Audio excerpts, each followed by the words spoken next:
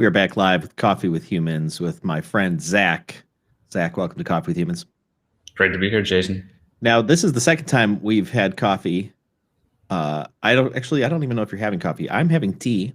Yeah, I have coffee. I brewed a special pot just for this. I have it sitting next to me, so I don't need to get up for refills. I'm prepared. What kind of tea? Prepped. It's Tazo citrus something. Ah, that sounds delicious. I do like tea. Except, I like tea. Clearly, they're not a sponsor since I fumbled all over what kind of tea. Yeah, they're not. You butchered that one, and they probably never will be now. Never. They're gonna. They hate me now. The Tazo citrus something. Is it even Tazo or is it Tasso? Are you saying that right? I don't know. Tazo. Tazo. Well, fair enough. The Chicago area, it's all Tazo. Yeah. Tazo. Yeah. Deep dish Tazo. Yeah. Well, before the broadcast, we were talking about football and going into space because I was talking about the what's it called? SpaceX launches. Yeah. Yep. Yeah, and whether 143 satellites was a lot of satellites to launch off of a missile or a rocket. I guess you can't call them missiles. Missiles are different. Yeah, big difference. Missiles are designed to explode and rockets aren't, I think is the rule. I think the rockets, they both carry a payload. Yeah, rockets are more of transportation. Missiles are more of destruction. I'll go with that. Yeah. Yeah. So today they're launching SN9, which is a rocket. Which is a rocket. Exactly. Not a missile. And last time we didn't get into this whole thing about football, but no. The reason we started talking about this was because I said I wanted to be an astronaut when I was younger, and that obviously didn't happen.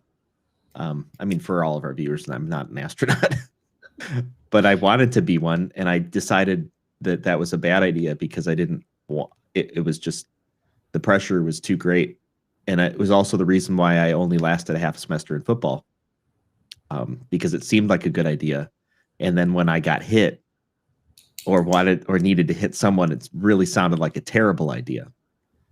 And I was the video that I wish I could find. I'll ask my father for it. I was this tiny little 132 pound thing, and we were playing against kids from like Cornland, Illinois, and I don't know why are they so big? And I remember I was on the kickoff return, and I was like bracing myself, not thinking through all the physics of this body barreling down at me. And it's on video of me getting hit and being thrown back, like poof, like in a movie. And my mom going, "Oh, Chase!" And I think my dad probably chuckling. And it was one of the first games of the season, and I thought, what have I done? This is not going to go well. And so that fortunately I jammed my finger. I caught a football right on the for 6 weeks, and it just took me out for the rest of the season. That turf toe will get you too. Watch out for that. No, I was in the same boat, and I was probably a little bit less than you. I was a cross country runner and a track runner actually, because I was built like a bird, so I had no other option. But it was part of that exploring process in high school that my mom was like, "No, you're going to try everything. You should learn to golf. People learn to golf when they're an adult, so you should learn to golf as a child." It was my first time ever golfing. That's another story for another time. I didn't make it. I was the only person to get cut from the team. And then I also tried football, but I was again, like 130 pounds, and I just remember the viciousness of other people. And our team wasn't even good. I only did one season, but our high school, they went 9 years without a single win. 9 years with no wins. 9 years, and then that 1 year that we got a win, it was like we just won the Super Bowl. It was like the 1980s with the Bears or something. It was nuts. It was insane. You didn't even win anything big. You just won one game. for the first 9 years. But I got destroyed every single game and practice, and it was not for me. What changed? So let's chart this path here. Yeah. Because you went off in the military then, and not just like any military. You went off into the Green Beret thing, which is, it seems like that would be like if you took football and then amped it up, and then amped it up beyond that. That's the vision I have, and again, I'm an amateur at all of this stuff. So what changed in you that you decided to pursue that sort of pressure? Nothing at all. I guess psychologically, we could tie it back to my childhood, probably lack of a father figure, and always the need for rebellion, and also to prove myself. I mean, there's all these psychological things that probably make up the makeup of a Green Beret more definitively than actual athletic capabilities. Man, I suck at athletics very bad. But like I said, I was a runner, and that tied into it. So when you show up at the job interview to become a Green Beret, you put like 2 or 3 weeks worth of paperwork into it. And then the job interview is 21 days long, 24/7. It never stops. So part of that is a series of psychological tests, and all these different exams. Do you like flowers? Do you like to start fires? Do you like working with pencils? Like all these things that just are repetitive but worded differently. And granted, you've been awake for a while, so those will actually knock out. So my class was 300 people. Those probably got rid of about 60 people just because they weren't. It can say whether or not you're psychologically fit to deal with the stressors of it. So that was more of it than anything. And then I can remember being there, and even when I went to selection, I was probably about 155, 165 pounds. And I was carrying around, 100 pounds on my back, 65 pounds on my back, walking, running all day. It was not fun. If you ever want to watch a fun thing, go to the Discovery Channel or even YouTube and look at 2 Weeks in Hell. And it's when the Discovery Channel followed the selection process for Green Berets. And that's when they had it for 2 weeks. So they put 3 weeks worth of work into 2 weeks. And that turned out to be a bad idea. So then they opened it back up to 3 weeks. But anyway, so that tests, or those tests that you take in the beginning, can actually predict, if you take away the uncontrollables, predict who will make it through the end. But I'd see guys who are 6'3", look like they just were born from Zeus or something, and they would crumble and fall apart because of the mental game. So I think that was more of it than anything. And man, we could. Some of my. I mean, that makes sense, right? I mean, the reason I didn't last in football was because I didn't want to last in football. I didn't want to be hit, and I didn't want to hit anybody else because I just didn't. I didn't want to experience that sort of pain, and I didn't want to get hurt, and it's not that my body couldn't take it. Like my finger got stubbed or whatever. Like that's a horrible feeling when that happens to your finger, man. That's why I quit basketball. It was, and it swelled up a little bit, but come on. I mean, if you really want to play, it's not that big of a deal. And it took me out maybe for a week or two, really, physically, but it didn't take me out for weeks on weeks on weeks. It was just a great excuse. So I think a lot of these things begin psychologically, and our bodies can go much further than our minds can go in a lot of cases. Oh, significantly. Yeah. A lot farther. Oh man. Yeah. Because I push my body to its limits. Like the point where your body, you can smell the ammonia from your body breaking down. Your muscles tighten up and they can't move. You're awake and you're tired, you're hungry, you're cold and you're wet, and everything is telling you to quit. But it's the fear of failing or the fear of this. I don't know. But that's like the only time in my life, like up until that point, I never had that track record, or maybe I was just too stupid. That's why I stayed in football. Just got plummeted all the time. But I had something to prove. That was the biggest thing. Is my whole life, everybody had been telling me, you can't do this, you shouldn't do this, you're not this, you're not that, you can't have this, you can't have that. And I remember a couple fat Green Berets were telling me how wrong I was. Like, dude, like, no offense, but you're a Green Beret. You're supposed to be the nation's top 1% of the military, and you look like you ate 14 cheesecakes last week. So, but I kept pushing along for some reason. I don't know, neither here nor there. But now I'm out and I'm free and I'm in my backyard, and this is why I'm here. Yeah, which is awesome. When you were talking about coming on here again, you talked about connections that you've been making in your backyard, because now you're back in the Illinois area, and yes, sir.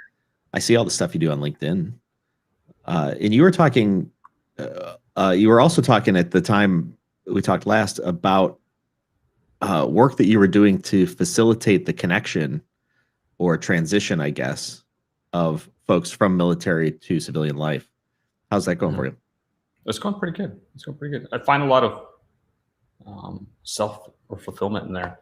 It's like leaving a job where I had all the fulfillment in the world, right? Serving a higher purpose and cause and fighting for the freedoms of everybody, not just Americans, but other people around the world. That day that I quit or was told, your time here is done, was a very hard day, very hard accepting that. So I went through, the different cycles of acceptance, to include a lot of anger and depression, all of that. So I find an outlet in helping other people. And I took 2 years to figure out my transition. So there was a lot of mastery in that. I became very obsessed. So now I still try to do that. Part of a couple of nonprofits, and then on the nighttime, I'm training to teach project management now, but specifically to veterans who are leaving the military without a project management certificate. Everything they've done is project management. So then, tying them into, hey, this is the civilian words that you've been doing for the past 14 or 20 years. And here's how you can apply it. Here's your tools, and you already have these. So, and all that fun stuff. But then, there's just a lot of, there's a big tribe out there of people who need it. Yeah. And that's always been a thought of mine. And maybe, you've been doing this for a while. Maybe you've had other conversations like this, but me, I crave a tribe. I need a tribe. I need someone around me. That's why I'm trying to build this network around Northern Illinois, just like you're doing. But do everyday people outside of people like Zach, do they crave a tribe? Is that something they're hunting for? Seeking purpose for? I don't know. I'm curious. My experience is that everyone needs a tribe. Yeah, absolutely. Because I think it is ingrained in each of us to serve some sort of higher purpose in whatever we apply our energies to. If our work doesn't serve a higher purpose outside of ourselves, we're narcissistic, and that's an unhealthy way of being. And so if we don't have an outlet for giving, we become unbearable to be with. Yeah, I think that's pretty universally true. Okay, good. I love it. I love it. Right. But I like connecting with people that aren't veterans just as much as I like connecting with veterans. But yeah, naturally, there's just different instant rapport that come from that category. Right. I have so much more to learn from people that haven't been doing what I've been doing for the past 14 years. So. Yeah, right. I mean, everybody gets out. You got to get outside of your tribe once in a while too. But I mean, to your point, if you found out that somebody's a veteran, it's all like that instant rapport, and that's no different from any other proxy for connection. You don't actually know this individual, but you think, oh, well, we have shared experiences and therefore we are part of the same tribe. It's like meeting up a friend who is like, oh my gosh, I went to that high school. And you're like, oh, we've known each other forever. Like, I don't know you at all. I ran into somebody once at a conference, totally random, sat down next to him. And I was there for doing business stuff. We got to talking, and then he's like, oh, I went to that high school. And I was like, really? And it was this way in that smoothed over a lot of the small talk or stuff that you have to kind of get into the conversation with. But it is evidence that we crave tribes, and they happen automatically with us. And we slip into them, not even thinking about it. It's like, oh, we're part of the same tribe. And when those tribes overlap, then even better. And sometimes even scarier, right? It's like, oh my gosh, you know those people who know those people? What? It blows our mind. They're just running that parallel life at some points. Yeah. So what's this accept the unacceptable thing about for you? I don't know. I've been sitting here noodling on that, and a couple different things. Look back at this, what we were just talking about with the football and stuff like that. Mm-hmm. It was unacceptable, that behavior of we were unacceptable. Put it like that. I don't know, man. There's just different ways that you could spin it, and maybe that voice in the back of my head of other people saying that's unacceptable. You need to do this. You need to do that. You need to do this. Kind of pushed me into one direction, but then also instead of saying unacceptable, uncontrollable. What are the uncontrollables? Okay, weather's uncontrollable, right? Things from outside your influence. And let's say you live in Northern Illinois, so what have you had over the past few weeks here, especially up where you are? 12 inches of snow. Yeah, maybe about. That's unacceptable. But we have to accept it. You have to go out there and you have to do something about it. So if that's a shovel, if that's a snow blower, that's salt on the driveway, if that's getting to work. But I don't know if people are actually commuting to work anymore. I think everyone's just staying at home. But there's unacceptable things all around you. Some of them are uncontrollable. Sitting there and taking a knee and pouting isn't going to do anything about it. I don't know. Those are my thoughts. What do you think? Well, my mind went through a couple places when you wrote accepting the unacceptable. Mm-hmm. There are unacceptable things that we should not accept. Yeah. So my thought was, are you talking about the unacceptable things that we should not be accepting, but we do accept them? And where does that end us when we accept those things that really we should not be accepting? That's I think that was the root thought that I had. Yeah. When you're talking about accepting the unacceptable. I like that a lot more than what came out of my mouth. So I had to wait like 3 months to get on here. You're so booked out. You're freaking, it must be the glasses. You're really cool. But, I think that what you just said, people accepting the unacceptable into complacency maybe is a lot better of a conversation point than what I was saying. That's deep, right? That's the ease and softness of living. Yeah, that's interesting. Yeah, where does it lead? Where does it lead when we determine to accept unacceptable things? What happens in our lives when we do that? Because these are choices, right? Mm-hmm. They usually go down, spiral into something bad, something worse. Yeah. And then also, who's to say what is acceptable, what's not acceptable? Where do you go with that?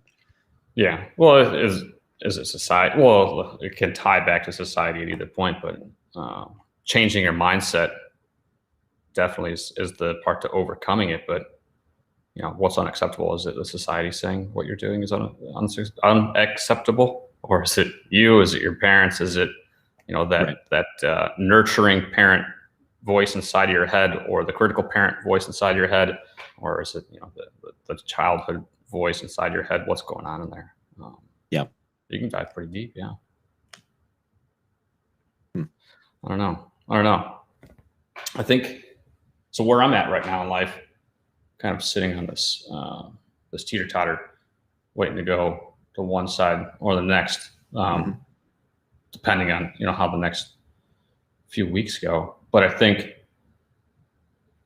there's I don't want to accept the unacceptable, because if there has to be a choice that gets made, and I have to be comfortable with that choice. I have to drive towards that, and then whatever it is, that choice is the choice for the foreseeable future, and I have to push through with it.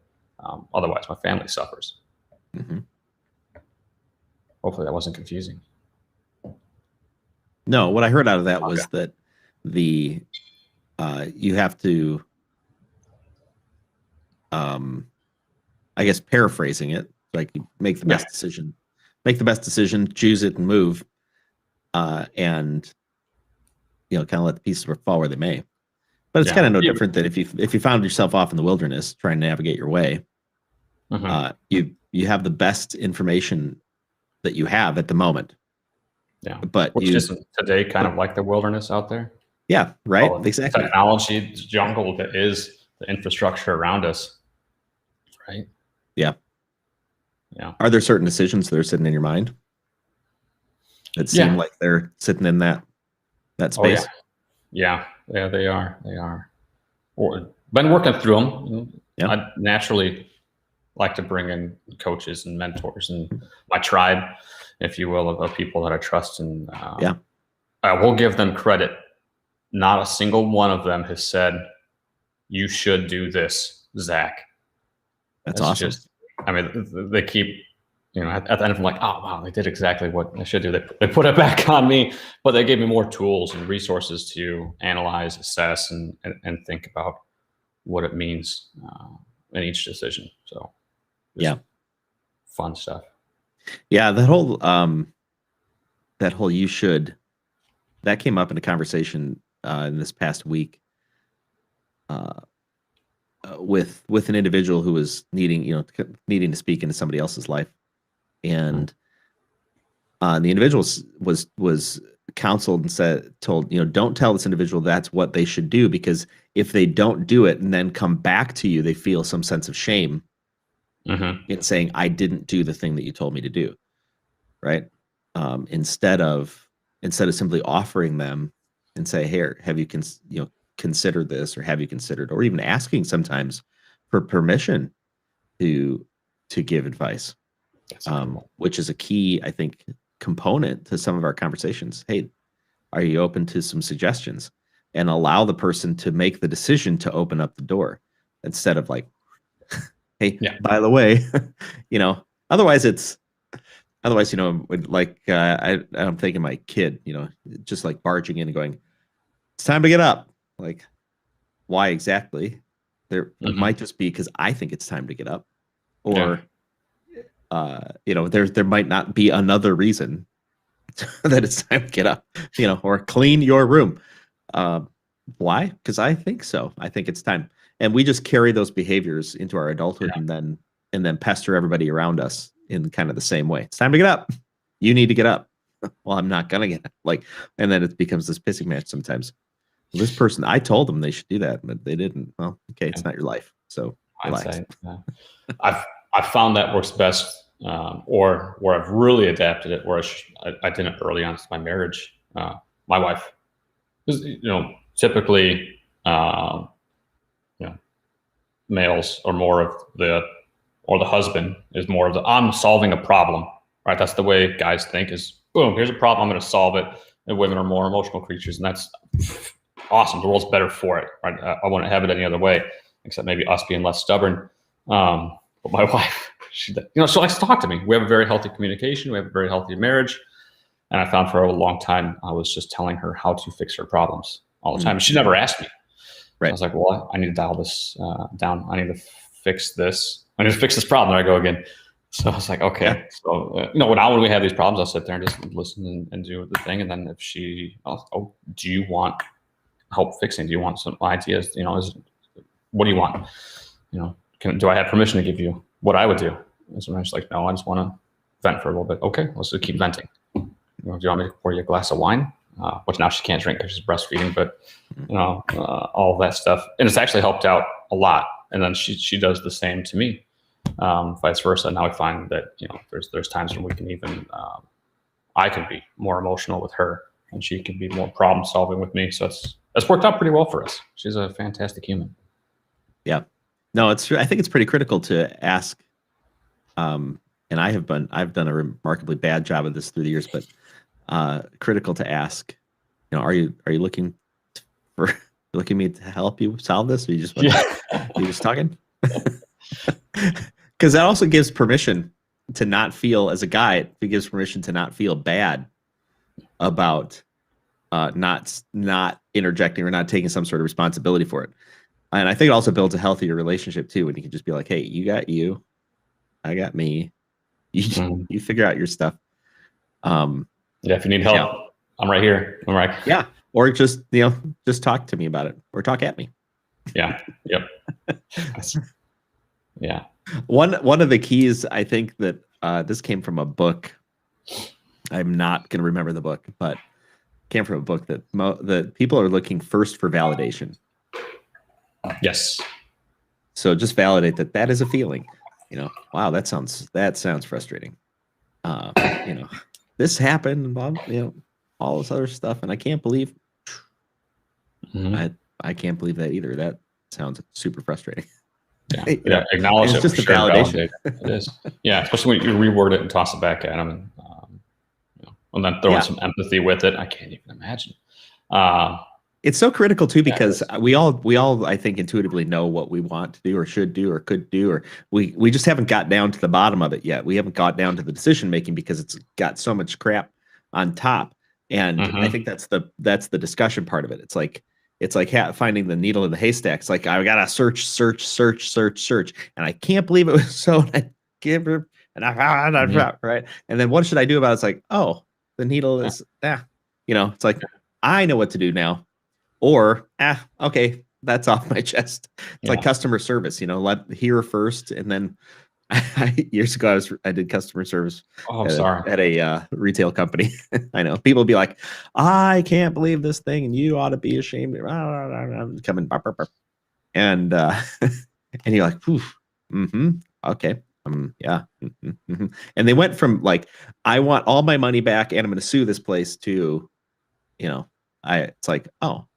You're going to fix this. You could just take this and I'll have back 15 minutes. Like, yeah, it'll be fine. Relax. I'll get you a new one from the shelf. It's just like, oh, it's like the balloon, right? You got it. It's all the emotions are just like pent up, like a blown up balloon. It's like, just let all the air out. Then you're left with this balloon. It's like, okay, that wasn't so bad. My hat's off to you though. That would not have been a fun job.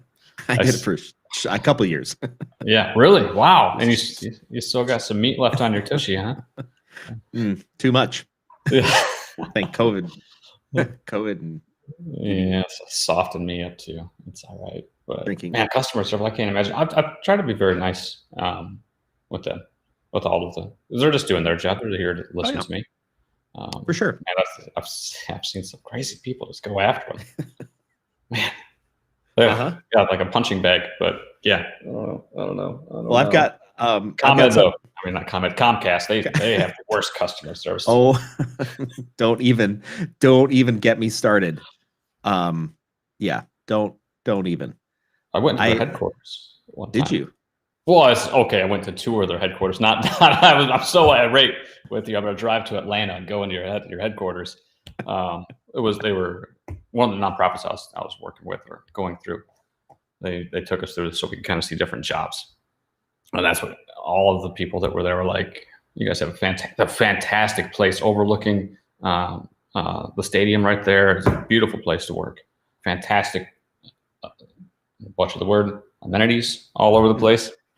It was awesome, but it's like everyone was in there. It was like, you guys have the worst customer service, and they're like, yes. We're trying validation first. Yeah, we're trying to pull up a chart. I was like, oh wow, okay, that was good customer service right there. Not gonna work for you though. I had an experience, and then they called me back and said, hey, would you like to give us more information? I said, would I ever? And then I unloaded. I was like, here's some thoughts, and here's who you can talk to. I wanted to share something with you, is just something totally silly. I'm going to bring it up on the screen if I can find it. I think if it's a picture of me with the guy from The Office side by side, I understand. I'm going to see if I can find this right now. Hold on. Oh my gosh. I should have tried this before. It's all right. I got this crazy Mac that's got permissions. Oh yes, the permissions. So I have this this thing that my parents got me this a long time ago. Here we go. Boom, done. Called Uncle John's Bathroom Reader. Have you seen Uncle John's Bathroom Reader? I've seen the picture of the book before, but I've never dove into it. So every year they get me Uncle John's bathroom reader. And so I thought, and I have to give them attribution, pageaday.com. I don't know. They might still be like, I can't believe you're sharing this, but in the event that they don't mind, and I'm not going to get an Instagram, this is today's page from the bathroom reader, which I did take out of my bathroom. Just full disclosure. So I thought you'd get a kick out of this. So these are book titles that are apparently are real book titles. Now, I Love 1994: Highlights in the History of Concrete. That I was just reading that one right there. If I had to read any of those other than the dental practice, it would be So yeah, actually, yeah. So there was a we lost. Now I'm probably going to get like all this hate mail because I'm butchering history, but from what I remember, is the way they used to do concrete is not like we do concrete now. And they lost the original recipe, which is why all of our concrete sucks now. But the concrete from 4,000, 5,000, 10,000 years ago is still perfect. But we can't, especially in Illinois, we can't seem to build a road to save our lives. I think it's strategic, so they have to keep employing people to go redo it. Yeah. Just finish and go back to the beginning. What's it what's those orange things on the road? Pylons? No, the construction cones. Yeah, the construction cones. That's the state flower in the spring. I thought that was another word for them. I ruined the joke, man. I worked with a company a long time ago that built software to manage rentals of construction cones. Oh yeah. It was just software for the rental cone renting industry, or the cone. Imagine how many of those are out there. I mean, bunches. Yes, bunches for sure. You see those big domes beside the highway; those are filled with nothing but construction cones for Illinois. You're a jerk. Well, they're finally, yeah, man. So when I was living in Tennessee, I had to drive up here every other weekend, and it was 7.5 hours from Tennessee through Southern Illinois. I keep swatting at the camera, all the way up here to almost Rockford. And oh man, a few of those trips were just brutal. One lane for just hours and hours. Like the people aren't even doing construction for 50 miles, but you have $500,000 in Illinois state flowers. And they rent them every month. Every month. I can't remember how many dollars per month per cone that's the rental fee. I mean, if you're in the cone rental construction company, that's pretty good. That is good. I've heard those and Jersey barriers are good rental companies to be in. Oh, okay. Yeah. Mm-hmm.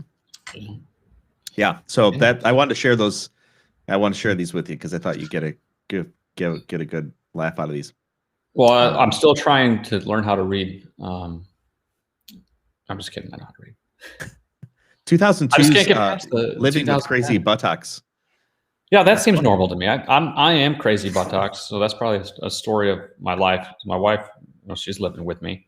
But the dental practice, the Genghis Khan way, I'm watching Marco Polo on Netflix right now.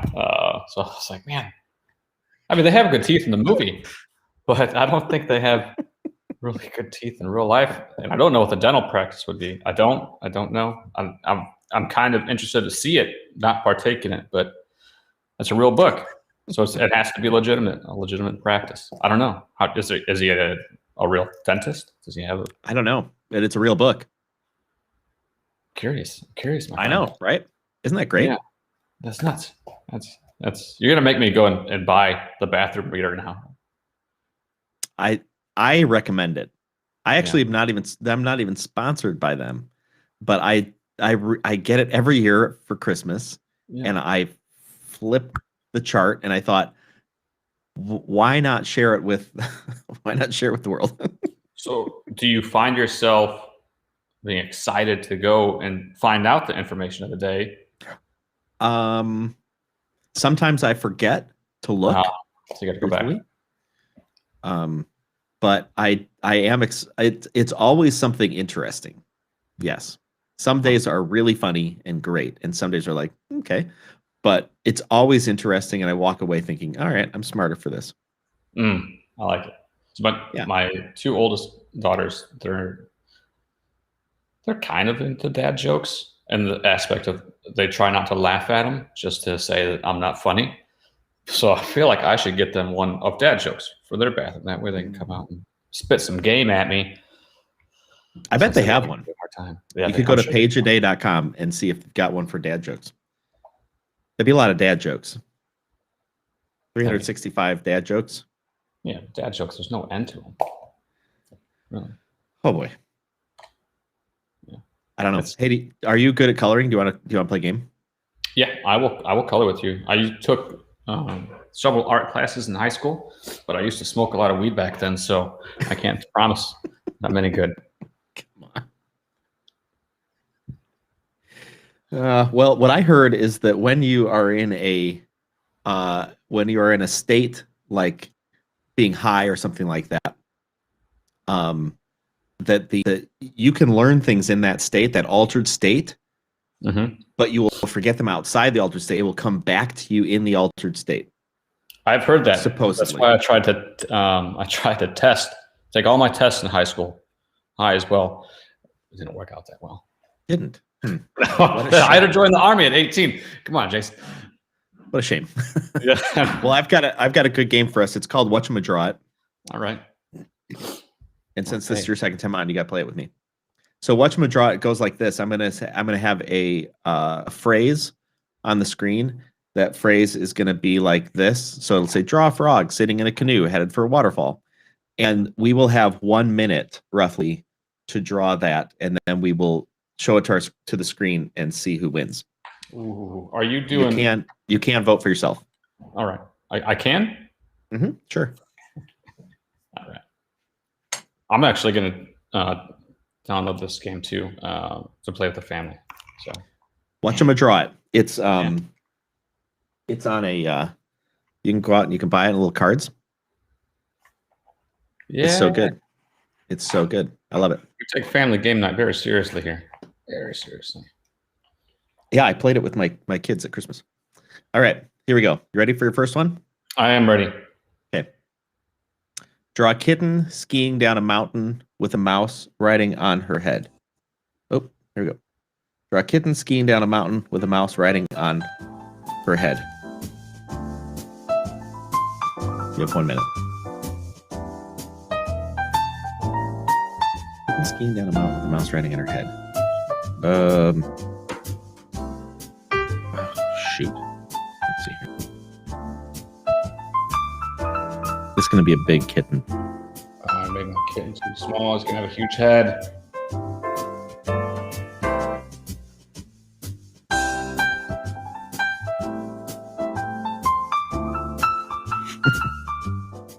$30 Oh man, this doesn't look like a kitten.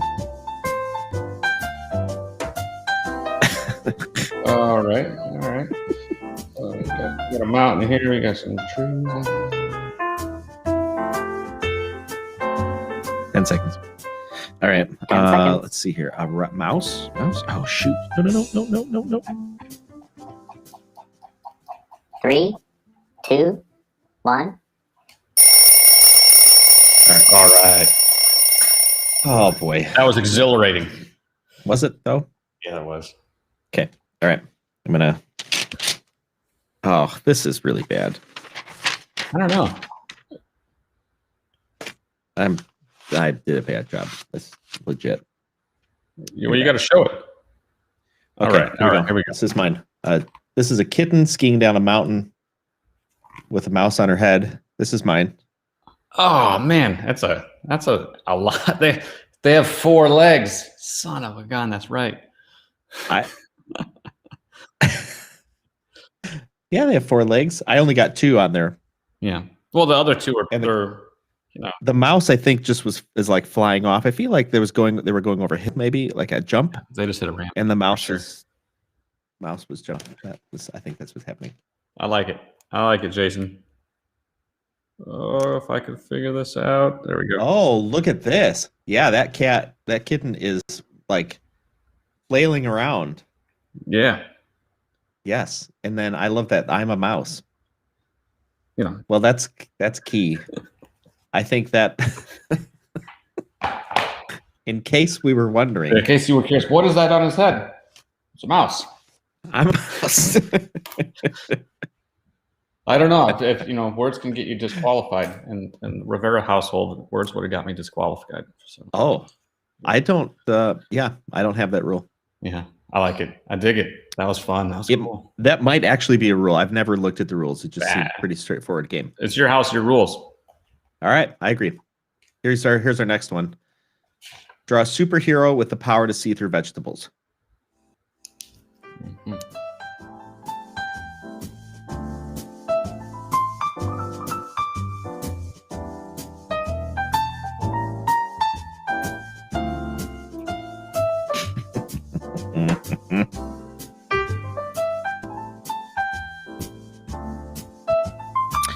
Okay. I don't know. Oh no.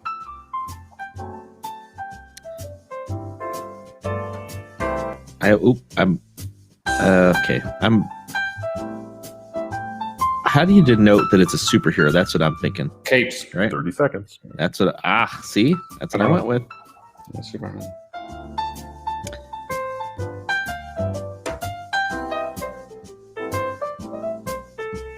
Um.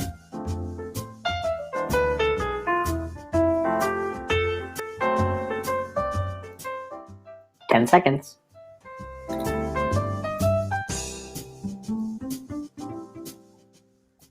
Three, two, one.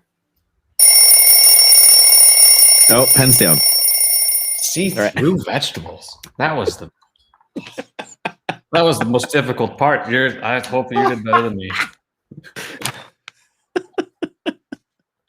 Oh man. Oh boy. All right. I'm excited to see yours, Jason. Yeah. You got to show yours first. I showed mine first last time. Oh. Yours are so involved. They're intricate. And what is he looking at? He's looking through the vegetable at I don't really know if that's a turtle with a crazy cake hat on a skateboard.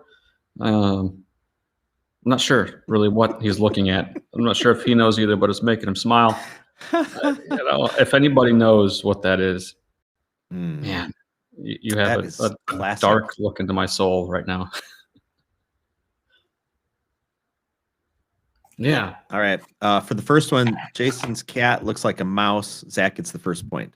Okay. All right. Solid. Your cat. I thought yours was looked pretty more good. like a horse. I thought your mouse looked good. I like the flailing around. I thought there was a lot of action to yours. Mine is sort of basic. Yeah. Here's okay. This is really not good. All right. So let me explain. So there's Eggplant Man. Okay. Right. Like and he's peering through carrots to a lady on reclining sunbathing who's saying, "Hey, big guy." Hey, it's only Tuesday, Jason. I thought he has to be looking at like why else would there be a superpower to look through vegetables? Yours is like a forest of. Did we both draw carrots though? Did we? We both drew carrots. So name a vegetable, carrots. We're not really sure what's going on. At least you were clear of what yours is looking through. But Eggplant Man, that's a genius super. What would his superpower? Looking through vegetables. That was the rule. That was yes, draw superpower. Hold on, I'll put it back on the screen just for your own memory. With the power to see through vegetables. Now, to be fair, it doesn't mean that's the only power he has. Eggplant Man should have several. Eggplant Man also his sidekick is Parmesan Girl. Mm-hmm. Together they fight with olive Eggplant. oil. Eggplant Parmesan. But What? oh man, I know. You ever grill your eggplant? I'm not certain I have grilled an eggplant before. You should. It sounds lovely. Slice it Like an hamburger, not hot dog. It's nice and thick, half-inch patty, eggplant. Coat it with some olive oil. Toss her on the grill. It's good. And then when you're done, you can sprinkle your Parmesan on it and your other seasonings. It's fantastic. Okay. No, I once met a guy. He lived off eggplant for 2 years. Just eggplant? Yeah, so he said. How well did you know this man? It was a crazy place and a crazy time. His breath smelled like he lived off eggplant for 2 years. We need to get a doctor on here at some point in time. Tell us if you can even do that. I'm not sure. I feel like you probably could. Like an eggplant probably has a lot of stuff in it. Yeah, what vegans eat it for almost meaningful like stuff. A meat replacement. A lot. I love eggplant, but all right. not for us. One more. Yeah, send it. Then we have to crown the winner. Draw an animal that has a chicken head, a pineapple body, and duck feet.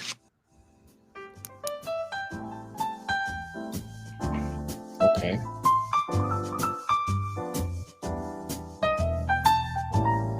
Oh, wow. That is not. Oh, that went south right? real fast. Sure. Cluck, cluck.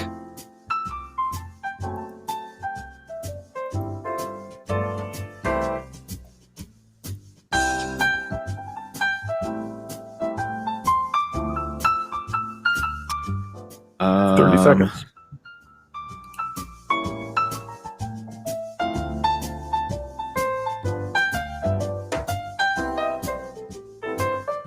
What do chicken eyes look like? They have eyelashes. That's all I know. Do they? I have no idea. Mine does. Oh, no. 10 All right, I'm seconds. copying you then. Mine's going to get eyelashes. 3, 2, 1.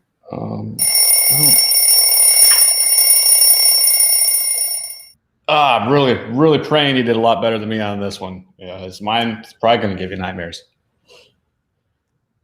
Okay. Well, I don't know. You've been really good at drawing. You're good in the clutch. I just don't even know. Mine just becomes this nasty line art thing going down. I don't even know. Okay, so don't pay attention to the erroneous drawing, which looked like a person with a duck beak or a chicken beak, because they don't. The beak is the mouth on a chicken, is what I realized. Mm-hmm. So that's my chicken head. I think chickens have that thing on the head. I kind of did the same thing. The mohawk. Yeah. Well, you have pineapple. Are those the arms on a? Does he have pineapple arms too? The pineapple is a mess. He has no arms. He doesn't even have. You know what? He doesn't even have any wings. Well, you don't need wings when you're a pineapple. It makes it easier to have. Yeah, makes it easier to cut the chicken up that have no wings. I think a chicken would be easier to cut up if it was made out of pineapple. Pineapples. Chop that stuff up. You just have to core it. Yeah. Yep. Supposedly, if you chew on the core, that's a good antihistamine. Did you hear this from the man who lived on eggplant for several years? Similar country. This one I heard when I was in Lebanon. Someone was telling me this. So I've been chewing on.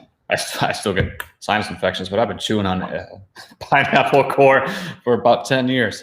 So no significant changes, but I'll keep doing it. One day.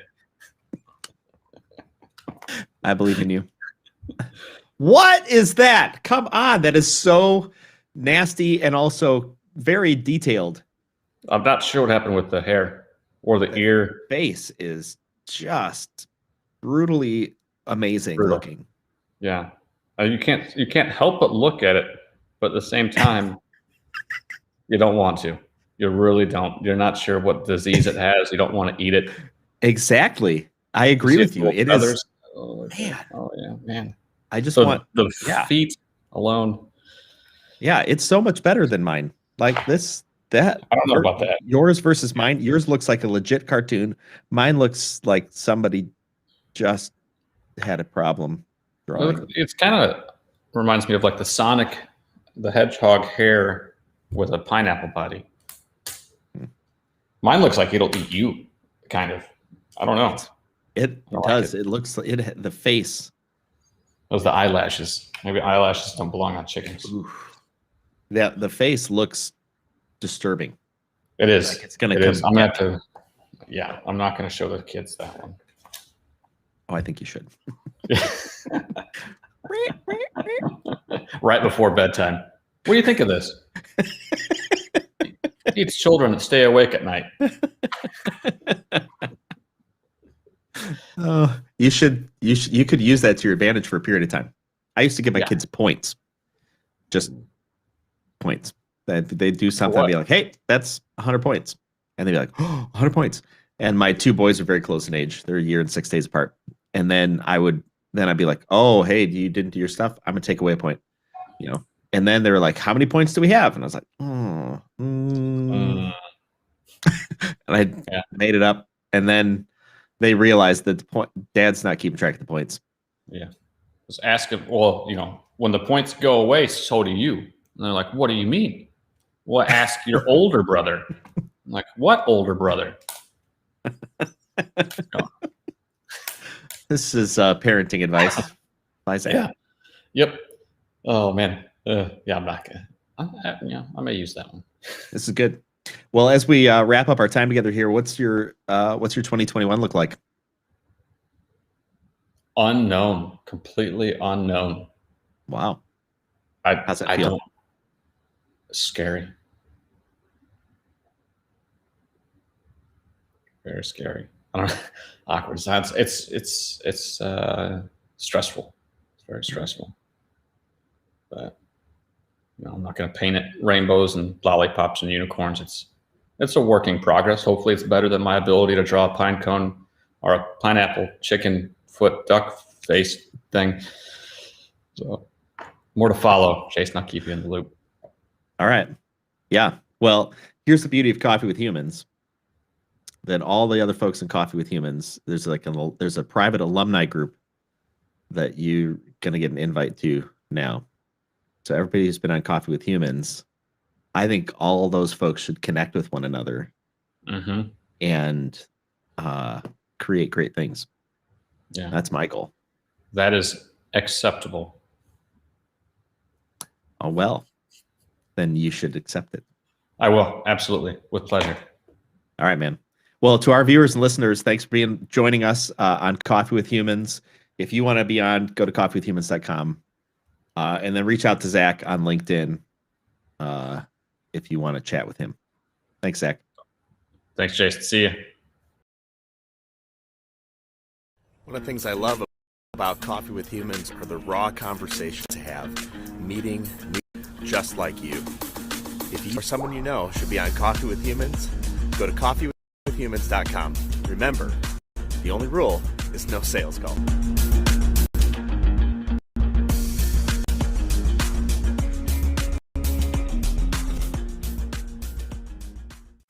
This has been Coffee with Humans. Subscribe to get updates or click to have coffee with me. coffeewithhumans.com.